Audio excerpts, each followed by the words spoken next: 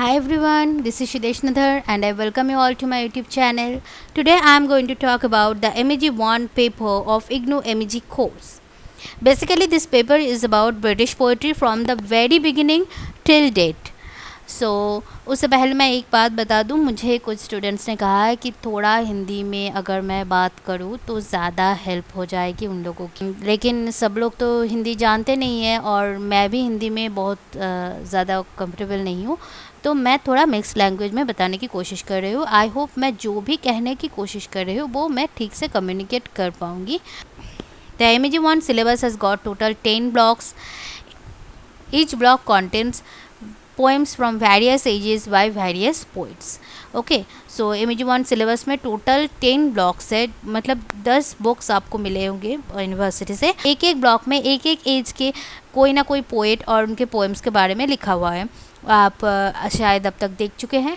तो ये जो पूरा सिलेबस है ये टोटल में क्या है, इसमें टोटल क्या है और टर्म एंड एग्जामिनेशन अच्छे से देने के लिए आपको कितना पढ़ना पड़ेगा वो मैं इस वीडियो में डालने की कोशिश कर रही हूँ। उसके बाद एक एक ब्लॉक के लिए एक एक सेपरेट वीडियो मैं तो बाद में डालने वाली हूँ, लेकिन ये टोटल एक ओवरव्यू है, इसमें मैं सिर्फ एक ओवरव्यू देने वाली हूँ। एग्ज़ाम प्रिपरेशन के दौरान स्टूडेंट्स कई बार घबरा जाते हैं प्रीवियस ईयर क्वेश्चंस को फॉलो करते हुए कि कहीं शायद 2015 के दिसंबर टर्म एंड एग्जामिनेशन में क्वेश्चंस आए थे ऐसे कि सारे पोएम्स के लाइंस दे दिए थे, क्वेश्चंस में सारे पोएम्स के लाइंस थे और स्टूडेंट्स घबरा गए कि मैं पोएम्स को आइडेंटिफाई कैसे करूं, इसमें मार्क्स अच्छे नहीं आएंगे, क्या होगा मेरा। कुछ ऐसे घबराहट भी हो जाते हैं स्टूडेंट्स को, तो ऐसे घबराने की कोई बात नहीं है। हाँ, इजी मैं नहीं कहूँगी, कई लोग कहते हैं कि ऐसे इजी हो जाएगा वैसे इजी हो जाएगा, मैं ऐसा कुछ नहीं कहूँगी क्योंकि इजी नहीं होगा, ये इजी पेपर नहीं है। तो आपको थोड़ा सा पढ़ना पड़ेगा, लेकिन कैसे पढ़ने पर आपके ये डर जो है निकल जाएगा और आप कॉन्फिडेंटली एग्ज़ाम दे पाएंगे वो मैं आपको बता सकती हूँ। और वही मैं बताऊँगी, चाहे ऐसे पोएम्स के लाइन्स उठा के दे दे या चाहे कोई और क्वेश्चन फॉर्मेट हो, कोई प्रॉब्लम नहीं है, आप सारे क्वेश्चंस को एड्रेस कर पाएंगे अगर ये वीडियो फॉलो करें और ये जो कंटेंट्स मैं डाल रही हूँ उसे एक नोटबुक पर नोट कर लीजिए और इसे फॉलो करते हुए आप एक एक करके धीरे धीरे सारा प्रिपरेशन कंप्लीट कर लीजिए। घबराने की कोई बात नहीं है, धीरे धीरे करेंगे तो सब हो जाएंगे। बाद में मैं इसमें से सजेशंस कैसे बनाना है, कैसे इजीली आप एक एक ब्लॉक को पढ़ सकते हैं, एक एक ब्लॉक को एनालाइज करके बाद में मैं वीडियो तो अपलोड करने ही वाली हूँ। लेकिन फ़िलहाल पहले हमें ये समझना है कि हमें कितना पढ़ना है और कैसे पढ़ना है टर्म एंड एग्जामिनेशन के लिए। तो इस वीडियो से आपको क्या क्या जानकारी मिलेगी ये मैं आपको पहले बता दूँ। An outline for the MEG 1 syllabus, how many poems are there, how one should address each block, what is the question pattern, how one should answer any question in the examination, how to make important previous year questions list. इन सारे सवालों के जवाब जानने के लिए इस video का अंत तक ज़रूर देखें। Please watch the video till the end, you will get to know all the answers to this questions. As I said earlier, there are total 10 blocks in the total MEG 1 course. Each block is provided to the students in the format of a book. The block 1 is titled as Orientation for the Study of Poetry and the Medieval Poet Chaucer. This particular block addresses how poetry began in the English literature. But as the title suggests, the main focus is on Chaucer. Actually, the study of English literature began with Chaucer. We know the history, right? But though English poetry started in the Old English period, but still, actually, English literature started, English as a literature started blooming with Chaucer. That is why we call him the father of English literature. The systematic development of British poetry started from the age of Chaucer. Apart from that, there are many discussions regarding the study of poetry, the grammar of poetry, which includes prosody, meter, metrics, canson, and so on. Then there are also discussions regarding rhyming pattern of poetry. After a brief discussion of poetry as an art form, there begins the discussion of Chaucer. But if we talk about the term and examination, if we talk about the questions that occurred in the term and examination, the important topics are provided here. Block 1 से term and examination के लिए important जो topics है वो यहाँ पे list किया गया है।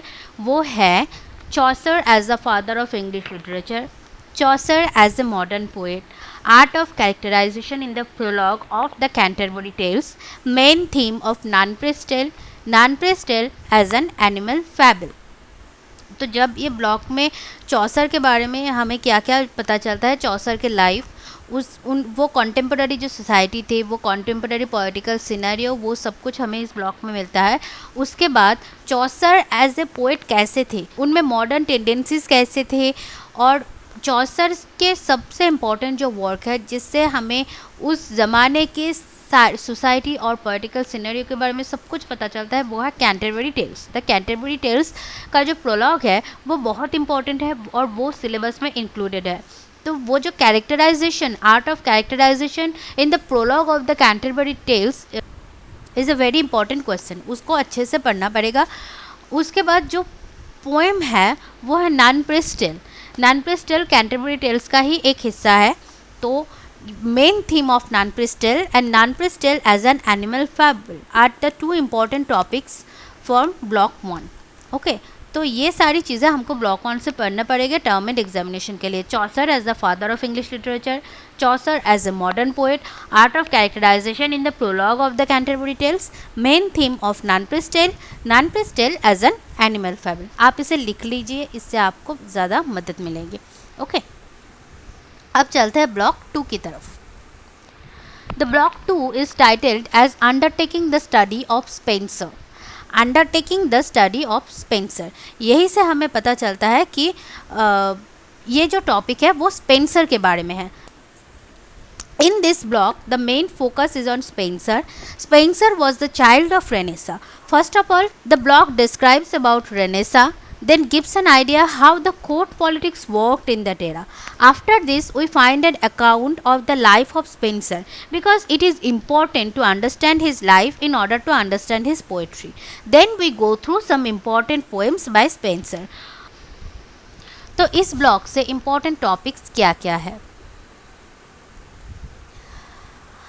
Spenser as a Renaissance poet, critical appreciation of epithalamion, critical appreciation of prothalamion, critical note on the Amoretti sonnets, sonnet number 34, 67 and 77। तो स्पेंसर के कौन कौन से पोएट्री है सिलेबस में? एपिथैलेमियन, प्रोथैलेमियन, एमोरेट्टी सॉनेट, सॉनेट नंबर 34, 67 एंड 77। सारे एमोरेट्टी सॉनेट्स तो नहीं है, बस ये 3 सॉनेट्स इन डिटेल स्टडी करना है और एमोरेट्टी सॉनेट्स को क्रिटिकली अप्रिशिएट करना पड़ेगा, और उस साथ ही साथ एपिथैलेमियन और प्रोथैलेमियन को क्रिटिकली स्टडी करना पड़ेगा।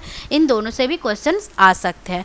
ओके, तो ये सारे इंपॉर्टेंट टॉपिक्स है जहाँ से क्वेश्चंस आते हैं। Spenser as a Renaissance poet, critical appreciation of Epithalamion, critical appreciation of Prothalamion, critical note on the Amoretti sonnets, sonnet number 34, 67 and 77।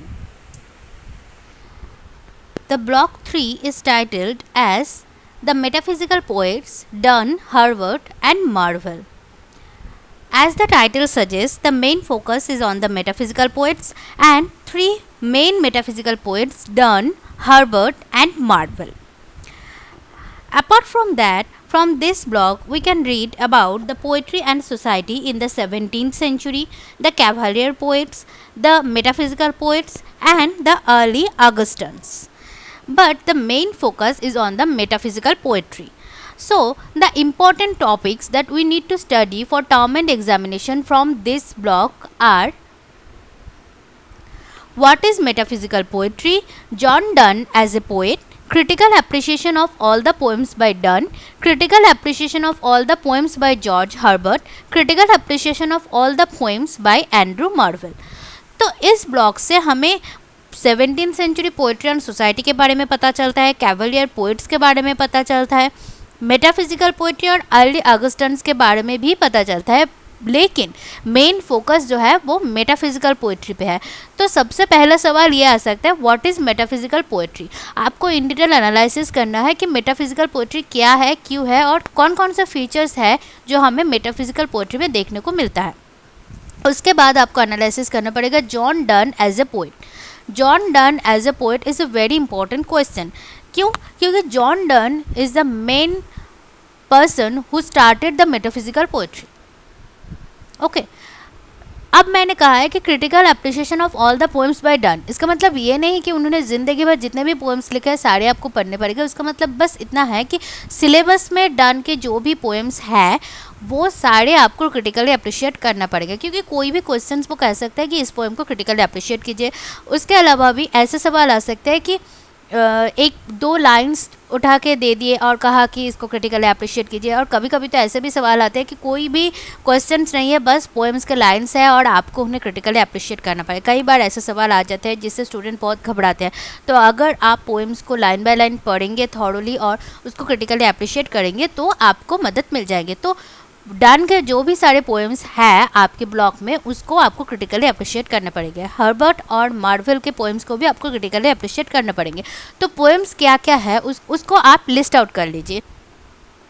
Poems bye John Donne: the flea, Twickenham Garden, The Good Morrow, The Ecstasy, The Canonization, A Valediction Forbidding Morning, A Nocturnal upon St. Lucia's Day, Being the Shortest Day, Batter My Heart, A Hymn to God the Father.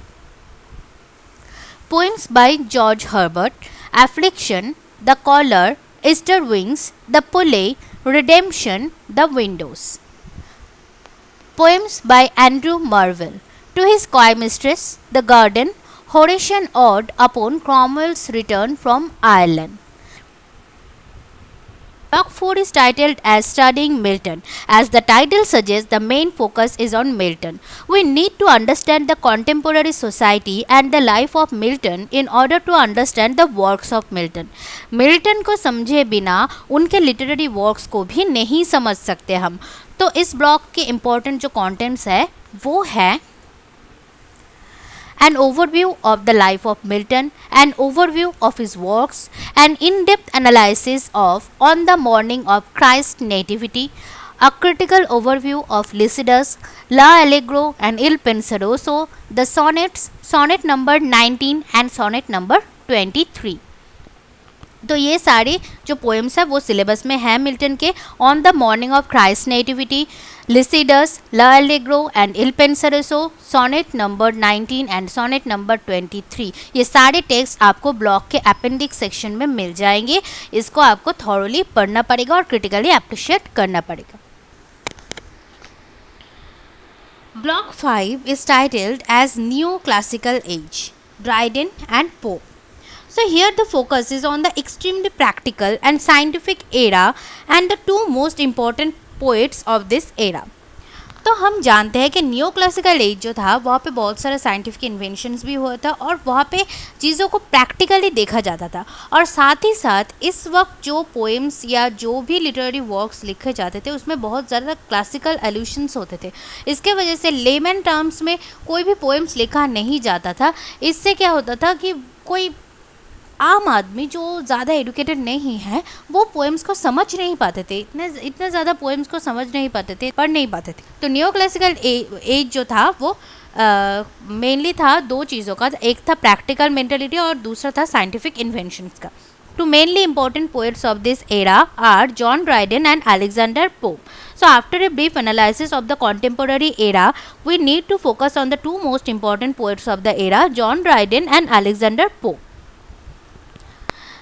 The most important topics from this block are an overview of the life of Dryden and his works in the contemporary political scenario, critical study of Mac Flecknoe, an analysis of Alexander's Feast or the Power of Music, an overview of the life of Pope, and the detailed study of an epistle to Dr. Arbuthnot.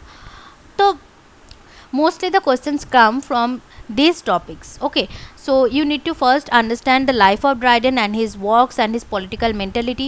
The two poems by Dryden are in the syllabus, Mac Flecknoe and Alexander's Feast or the Power of Music. We need to have an overview of the life of Pope and we need to study in detail an epistle to Dr. Arbuthnot. ये जो work है an episode to doctor आर्बुथनट, इसे पढ़ने के बाद हमें pope के satire और उनके सटायर के प्रति जो मेंटेलिटी थी, वो सटायर के बारे में जो सोचते थे वो बहुत अच्छे से पता चलता है और ये बहुत इंटरेस्टिंग भी है। इसका जो हिस्ट्री है वो क्यों लिख रहा है, ये सारी जो चीज़ें हैं वो बहुत इंपॉर्टेंट है और ये हमें पढ़ना है। ओके, अब हम जाते हैं ब्लॉक 6 पे। Block 6 is titled as The Romantic Poets, Blake, Wordsworth and Coleridge. तो जो रोमांटिक एरा है उसको दो हिस्सों में बांटा गया है इस MEG1 कोर्स में, ब्लॉक 6 एंड ब्लॉक 7। ब्लॉक 7 is about the second generation of romantic poets. तो ये जो ब्लॉक 6 है वो है mainly the beginning of the romantic age. So we know Wordsworth and Coleridge mark the beginning of the romantic era by the revolutionary work Lyrical Ballads. But उनसे भी पहले black जो थे वो प्री रोमांटिक पोएट थे और उनके works में हमें बहुत ज़्यादा रोमांटिक एस्पिरेशंस मिलते हैं। तो ये जो ब्लॉक है इसमें हम मेनली पढ़ेंगे ब्लेक, वर्ड्सवर्थ और कोलरिज के बारे में। The most important topics from this block 6 are an overview of the romantic age, life of William Blake, some important works by Blake. तो पहले तो हमें रोमांटिक एज के ओवरव्यू हमें लेना ही है। We need to understand the feature of the romantic age, what are the features that mark the beginning of the romantic age. Then we need to understand the life of William Blake in order to understand the works of William Blake. The most important works by William Blake are Songs of Innocence and Songs of Experiences. Now 3 poems from Songs of Innocence and 3 poems from Songs of Experiences are included in the syllabus. The poems from Songs of Innocence are The Lamb, The Chimney Sweeper, The Divine Image. And the poems from Songs of Experience are The Sick Rose, London, The Tiger. ये सारे poems आपको appendix section में नहीं मिलेंगे, ये सारे poems आपको मिलेंगे ब्लॉक के अंदर जहाँ पे विलियम ब्लेक के बारे में लिखा गया है। वहीं पे ये सारे पोएम्स के टेक्स्ट भी है और उसका एनालिसिस भी है। तो ये आपको इन डिटेल में स्टडी करने पड़ेंगे, इसमें से क्वेश्चंस आ सकते हैं। इसके बाद जो इम्पॉर्टेंट टॉपिक्स है इस ब्लॉक से वो है the life and poetic theory of William Wordsworth, the detailed study of the Prelude by William Wordsworth, life and poetic believes of S.T. Coleridge, a critical study of Kubla Khan, a critical study of Dejection and Ode. तो Blake पढ़ने के बाद हमें William Wordsworth के बारे में पढ़ना है और उनके जो पोएम सिलेबस में है वो है द प्रील्यूड, और S.T. कोलरिज के बारे में भी पढ़ना है और उनके 2 पोएम सिलेबस में है, एक है कुबला खान और दूसरा है Dejection and Ode. Next block 7 is titled as the second generation of romantic poets, Shelley and Keats. Second generation of romantic poets are mainly marked by their revolutionary tendencies. Shelley and Keats both had a great revolutionary mentality. The main topics to read from this block are Life and Poetic Tendencies of P.B. Shelley, a detailed study of the trump of life. Life and Works of Keats, a detailed study of Hyperion. तो पहले हमें शेली के life के बारे में जाननी पड़ेगी, उसके बाद उनका एक पोएम सिलेबस में है वो है द ट्रम्प ऑफ लाइफ, उसे इन डिटेल पढ़ना पड़ेगा लाइन बाय लाइन। उसके बाद हमें किट्स के बारे में जाननी पड़ेगी और उनका जो पोएम सिलेबस में है हाइपरियन, उसको इन डिटेल में स्टडी करनी पड़ेगी। ये था ब्लॉक 7। अब हम चलते हैं ब्लॉक 8 की तरफ। Block 8 is titled as the Victorian poets Browning, D.G. Rossetti and Oscar Wilde. As the title suggests, the main focus is on poetry of the Victorian era and on the Victorian poets Browning, D.G. Rossetti and Oscar Wilde. The main topics to be read from this block are Life and Aspirations of Robert Browning. Poems by Browning that are in the syllabus are Sordello in Mantua, Porphyria's Lover, The Bishop Orders His Tomb at St. Prax's Church, Childe Roland, To the Dark Tower Came, Fra Lippo Lippi. तो पहले हमें life and aspirations of Robert browning पढ़ना है, उसके बाद उनके जो main poems है उसको पढ़ना है, वो है Sordello in Mantua, Porphyria's lover, the bishop orders his tomb at Saint Praxed's church, Childe Roland, to the dark tower came, Fra Lippo Lippi. Then we need to study the pre-Raphaelite Brotherhood, Dante Gabriel Rossetti and Christina Rossetti. They both were part of the pre-Raphaelite Brotherhood. Now there are some poems by D.G. Rossetti. Those are My Sister's Sleep, The Blessed Damozel, and there is one poem by Christina Rossetti, that is Goblin Market. Apart from that, we need to study the life and works of Oscar Wilde and a poem by Oscar Wilde, The Ballad of Reading Gaol.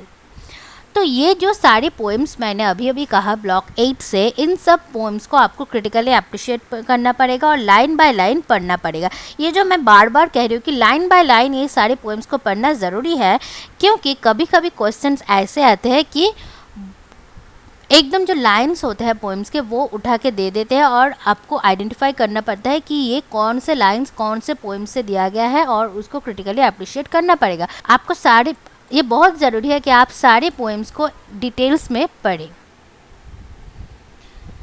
Next, block 9 is titled as the modernist poets, W.B. Yeats and T.S. Eliot. As the title suggests, focus is on the poetry of the modern era and two important poets of the modern age, W.B. Yeats and T.S. Eliot. The important topics to be read from this block are an introduction to the modern poetry, life and works of W.B. Yeats, analysis of Yeats as a poet, some poems by Yeats, Adam's Curse, No Second Troy, Easter 1916, Sailing to Byzantium, The Last Poems.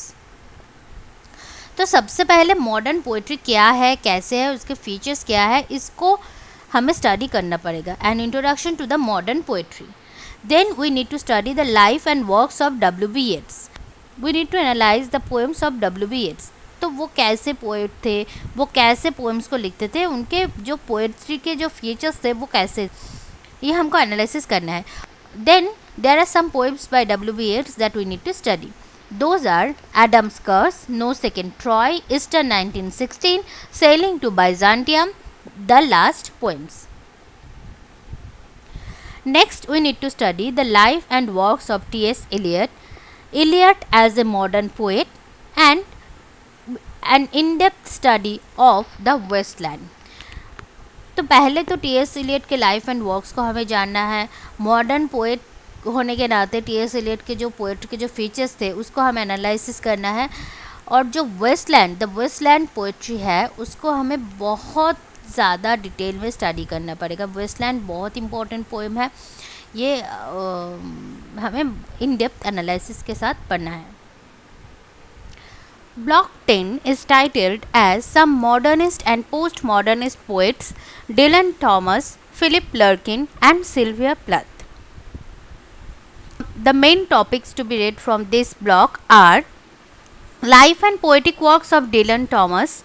Some works by Dylan Thomas which are included in the syllabus are And Death Shall Have No Dominion, Poem in October, Fern Hill, A Refusal to Mourn the Death by Fire of Child in London. Life and poetic achievements of Philip Larkin. Some works by Larkin which are included in the syllabus: I Remember, Toads Revisited, Mr. Bliney, Church Going, The Whitsun Weddings, At Grass. Life of Sylvia Plath. Some important poems by Sylvia Plath: The Colossus, Daddy, Lady Lazarin, Parda, Ariel. And of course, confessional poetry. Confessional poetry is an important topic from block 10 which I forgot to write in this presentation. So confessional poetry is a very important topic. In these 10 blocks, these are the contents that you need to study. And of course, if you need online guidance, you can WhatsApp me in this number 7501 298 229. I will make separate videos for each block and present before you all the details about the important topics, following which you can study alone at your home also. If you like this video, please like, share and subscribe to this channel. After subscribing, please press the bell icon so that you will be notified anytime I upload a video. All your valuable remarks are welcome in the comment section. Thank you for watching this video. Bye bye.